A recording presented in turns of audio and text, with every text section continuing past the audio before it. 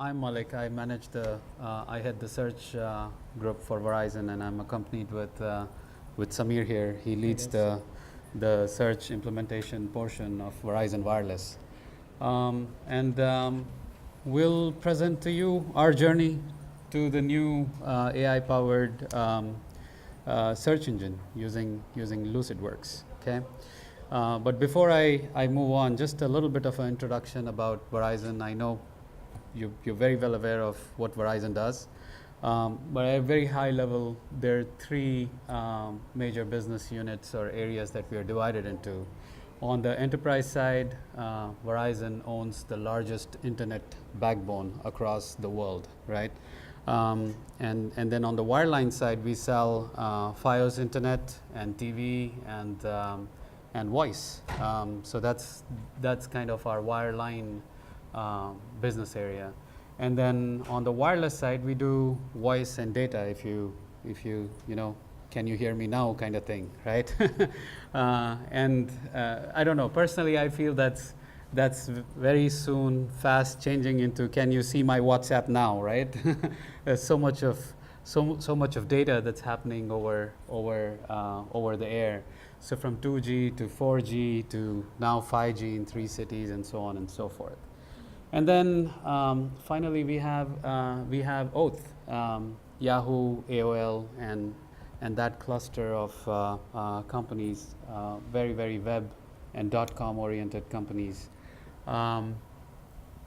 So I don't know if any one of you are familiar with Doug Cutting. Way back in 1999, he actually open sourced Lucene, and then later on had a very important role in open sourcing Hadoop, which is all now coming back into the Verizon family, right? Yeah, so so we'll take you into our search experience, but the end story is when you go to Verizon.com or VerizonWireless.com, our online footprint has pretty much, we have a major chunk of the U.S. customers, half of the United States, if you will. Hundreds and millions of customers that interface with us through the digital channel. So search becomes a very important area. Okay. So what's the science behind search? What do you really need to build a successful search engine, right? It all starts from ground zero, your foundation, your indexing strategy, right? And to give you an example, if we treat the internet as a big book of pages, right? That's just how it works in the search world. Let's say I have a book and I'm searching for the word banana inside the book, right? Just as an example, right? I'll go to the index of the book and I will try to see which page the word is on. I'll go to that page and I'll try to get the relevant information from there, right? Now let's take, for example, that you're searching for bananas in Boston. A little more complex query, right? Boston, because I come from there, right? So, it all boils down to how well you have indexed your data, right? That it becomes usable, searchable for the customers. Your data types are important. The classifications are important. How you categorize your data is important. When you're doing the indexing at that very point of time, you categorize it as a support content, and that's the way the customer will view it. Okay, and that kind of leads you into your next step, which is context. It's very important to understand the intent of what the customer is looking for, right? It's the same website. One customer might be searching for an iPhone more from a sales standpoint, whereas another customer might be using the similar kind of search terms, but are looking for a support kind of a result, right? A problem with an iPhone or the screen not working and things like that. So we have a mix of support content versus sales information, and both are equally important, because on the sales side, we get a new customer. On the support side, we resolve the customer's problem faster and avoid the customer from calling us, right? Relevancy matters. Relevancy truly matters, and that's the reason why we say context is king, right? And then the next important area that we're really targeting is personalization. Now, I don't know how many of you here have a retail store presence, right? But Verizon has retail stores all across the United States. When a customer walks into our store, we can, at a high level, make a determination whether the gender of the customer, male, female, the race, it's all visible, right? You can make some guesswork on an average age, right? It's very hard to guess my wife's age because she's always 16, but all women are. But there's so many things that you know about the customer when the customer walks inside the store. Yet when the same customer comes in to your website, all of a sudden that's a complete black hole, right? So, based on just the customer's experience, there's so many things you can understand that you can almost immediately, as a salesperson, make a recommendation, right? I can tell this person is going to love an shiny iPhone X or what have you, right? Versus that very same recommendation, making it online when you don't know anything about the customer becomes very, very tough. It's a hard problem to solve, at least on the sales side. But there's some information that we have about the customer if the customer is signed in, and so based on that we can make some kind of a recommendation and determination. And then personalize the problem. Just about 6 months ago there was a huge storm in my area, and there was no internet at home, and all I had to do is log into the Verizon website and search for outage, and the first thing I saw was an answer box that told me that there is an outage going in your area and expect it to be resolved by so and so time, right? And so date, right? So the capability of search to dip into our neural network, bring in all that information, and then present it on the fly. So that's something that we've tried to solve for. And obviously, the science behind search is a huge ocean, but these are the top items that we thought would be good to present. With that, I'll hand over to Samir, and he is gonna take us through the other areas. All right. Good evening, folks. I hope you're enjoying this nice afternoon or evening in Montreal. So yeah, like all journeys, like our journey started with a desire or a want. So what was our desire, or what was our want? Our want was how to get over all these challenges that we're having with legacy search.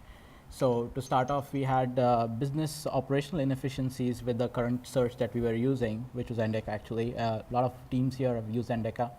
So just simply put, like anytime business wanted to do a change, they had to go through the whole indexing process, and baseline used to take over an hour. That definitely added over to inefficiencies in putting things out, things like go-to-market taking much longer than what they ordinarily should. That was one of our top issues. And on the same line, so basically the baseline process that we are using with Endeca, that was a very tedious and convoluted process, to say the least, and just being a legacy system.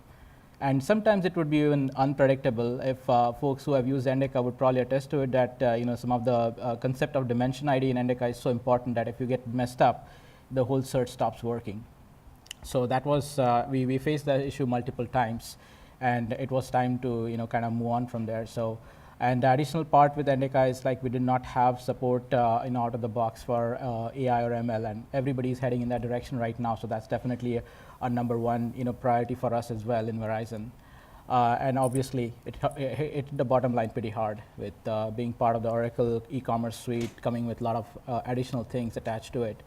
And last but not the least, we wanted to move to the cloud framework. We want to be reactive because Verizon gets a lot of traffic, as Malik was mentioning earlier, especially when it comes to device launches. There's one coming up this week for the new iPhone XR.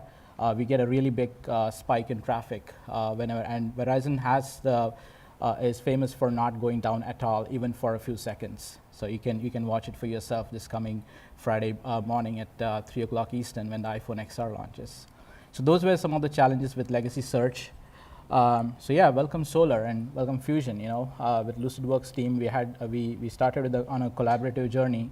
So first of all, Solar, as you all know, is open source. We have lots of documentation help available online. It's if you go through the documentation, you can pretty much kind of do it on your own. And then with Fusion, it kind of just made it easier. So we started off with the TF-IDF. Started to get to know the TF-IDF algorithm, but obviously Fusion comes with the default of BM25 for Fusion 4.0 that we are using. And it's pretty much a very popular and widely accepted algorithm when it comes to search engines. And that was a choice, a no-brainer choice for us. To talk about Fusion advantage, the query and index pipeline setup that we were able to use in Fusion, they provided the flexibility, and we didn't have to get into the nitty-gritty details of Solar to really be able to construct the Solar API calls. It was very easily doable in using the query pipelines and the index pipelines to query the data and to index the data, respectively speaking. And on top of that, we are actually also able to use the signals, which basically, simply put, they provide a feedback loop that comes from your users. What are they clicking on most? What's the most popular item? So you might think, hey, something is, should rank higher, but your user base who's clicking on the items when they're searching for it, they are clicking on the 4th item or the 5th item. So it's a no-brainer to boost that up. And Fusion lets you do it very easily using the boost with signal stage that they have. And this stage, this basically takes you into a foray of doing the LTR. I don't know how many of you attended. We had a couple of sessions today on LTR, learn to rank. So that's the next thing you got to do. So talk about personalization. I think Malik already touched upon it. We are big on capturing user traits to make sure that we can deliver a very personalized experience across our entire website on Verizon.com and VerizonWireless.com. And search definitely wouldn't be left behind. So that's a big part of search as well. And this technology helps us, do that. Recommendations, especially through the integrated AI/ML framework that Fusion offers. Some of you who have taken the course on Fusion side for AI would have been familiar with this concept of linking item to item. If I'm searching for one item, what's the probability that I would want to see this other item because somebody else has already shown their interest in both the items. So you're basically linking the items based on user behavior that you're tracking through the click signals. Same way with the user to item linkages, where we know what that user liked before, what they clicked on before, so we are able to establish that linkage, and that basically gets you the personalized recommendations that you can not only use in search, but you can use elsewhere on the site. But since the catalog that's serving both search and the browse experience is the same. And then last but definitely not the least is learn to rank. That's where we really get into the domain of personalized relevancy, and where we are specifically delivering relevant results. If person A and person B are querying for the same keywords, knowing their behavior traits, knowing what they have clicked on previously, we are able to rank different set of items. If person A likes into Apple devices and person B is into Android, we're able to use that to boost Apple devices for the same query and boost Android devices for the same query for the other person. So yeah, along this journey that we started on early this year, one of the things I definitely want to speak in favor of, since I especially worked on SEO on VerizonWireless.com from the last 2-3 years, is that the strategy that we used for SEO actually helped us quite a bit, in indexing data. As Malik was referring to it, the data types is like the foundation of indexing strategy. You got to get your data types right. So, and the SEO strategy we had, where we had made sure that the titles are very SEO friendly, your meta description, your H1 tags, your URLs especially, right, are SEO friendly and clean URLs. Every word in that URL makes some sense to the user. It's not a bunch of cryptic, mumbo jumbo in there, or any parameterized URLs in there. So we are able to take those URLs as is and get them tokenized and indexed, and that basically helps provide a very good relevancy based on what the user is searching for. And not only that, we have filters in the URLs. Like if you go to a phone URL, it says smartphones in the URL. If you go to a tablet URL, it says tablets. So that is an additional layer that provides an additional token, which also serves ultimately as a facet when it comes to filtering out different device results, just as an example. The next thing that we did was we used to have a best match implementation that we had a challenge scaling up in the legacy system. We actually took that best match implementation and we were actually able to scale it. And obviously, this is a custom best match implementation that we had built on top of the Indica layer in the existing search, in the legacy search. We are able to extend that and make it more scalable in the Fusion ecosystem. And essentially, the way it works is we have multiple keywords that are mapped to theme-centric topics that ultimately help drive higher CTR for the head keywords. Because what happens is that we can combine the concept of synonym and the concepts of boost, bury, and elevate that come with Solar, and Fusion just makes it easier to do it. And that helps us drive the precise experience for thousands and thousands of head keywords, ultimately helping us achieve a much better CTR for the head keywords. To give you an example, like we have a topic of activate. So people query for activate different ways. They might query for activate phone, activate iPhone, how do I activate my phone? All these keywords are basically combined into a central activate topic. And the synonym for activate topic basically can be used to drive the boost rules, the bury rules, and the elevation. And they basically drive the exact precise results. So you have a good chance of giving the right, the right content that we know is the right content for the user. Granular data ingestion. Again, back to the same topic of data ingestion. So this having data sources that are, we have about quite over a few 100,000 records in our index, and for that, those many records, coming from different sources. With the initial process, we had everything was getting clubbed together into the record store, and we had to run like an hour-long baseline process to get it up and running. Now we have so much more operational flexibility where we have the catalog information separated out, we have the content information from support side separated out, and we are actually able to index it on an individual basis, so without impacting anything else anywhere else within the index. And that definitely helps a lot. No more tedious baseline process, obviously. We have segregated data by ingestion by source. And one of the biggest advantages that really we have gained by embarking on this journey is to be able to move the optimization that traditionally was in the indexing space to now move it in the query space. And that's a big win, actually. If you ask me, that the single reason I think that this ecosystem performs the better for search is where you can do so many different things at query time. You can do it real rapidly. The turnaround time is so quick. And that really helped us with our operational efficiencies.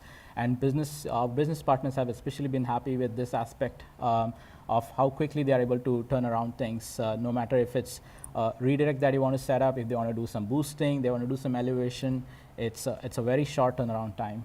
And obviously, Solar runtime query performance, obviously we all know that it helps achieve not only better results, but better results with a shorter query time.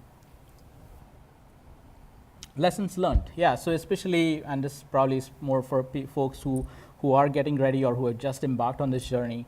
One of the biggest things for me was personally working on this for the last almost a year is know your fields, know your data types, because guess what? When it comes to the final, trying to determine the reason why relevancy is not working, it will go back to a data type. There's a good chance. You want to make sure that you have data types are set up in such a way that they form a strong foundation for your search. And literally, they can make or break search relevancy. And not only that, when it comes to things like faceting and sorting, I think that having the right type of data type defined helps a lot. Balancing popularity and freshness. Yeah, that's something that we used to have, and we are able to actually do it. So we used elevate and boost and block. That's what we learned is we had our initial legacy ways of doing it, and we pretty much learned that using elevate and boost and even block is the easiest and quickest way to get the best top results for the head queries to start with, and that's just the starting point. And obviously you have to leverage the popularity and open sourceness of Solar, right? There's so much documentation available. Read through it. You query for anything, you'll find almost everybody has had that problem, or somebody has had that problem before and got it answered. So you got all your answers in front of you. All you need to do is just find it and work on it. I think the last point is repeated. So that pretty much brings me to the end. Let me see. Yeah, thank you. Hope you found it informational.